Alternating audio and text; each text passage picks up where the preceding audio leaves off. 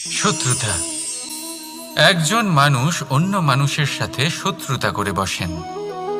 দুজন ঘনিষ্ঠ বন্ধু, এমনও এক সময় আসতে পারে যখন এনারা একে অপরের শত্রু হয়ে ওঠেন। এর অনেকগুলো কারণ হতে পারে, কিন্তু মূল কারণ হলো আলোচনা।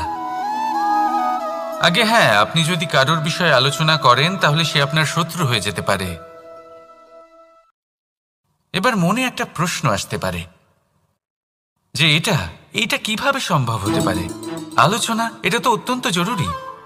যদি আমি নিজের বন্ধুর খারাপ কাজের বিষয়ে আলোচনাই না করি তাহলে সে শুধরবে কি করে?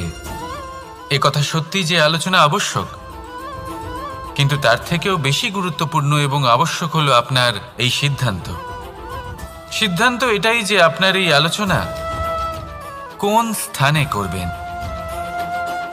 যদি এটা সবার সামনে করবেন ভাবেন, তাহলে তা অপমানও হয়ে যেতে পারে। যদি এটা আলাদাভাবে করেন তাহলে তা পরামর্শ হয়ে যায়। অপমান কেউ স্বীকার করতে পারেন না, কিন্তু পরামর্শ সকলের ভালো লাগে। তাহলে যদি আপন কারোর জন্য ভালো কিছু চান, কাউকে শুধরে দিতে চান, আর আপনার মনে হয় আলোচনা আবশ্যক, তাহলে সর্বপ্রথম সময়, পরিস্থিতি আর স্থানের কথা মনে রাখবেন।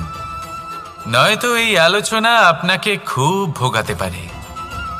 তাহলে আসুন আমার সাথে ভালোবেসে বলুন, রাধা রাধা।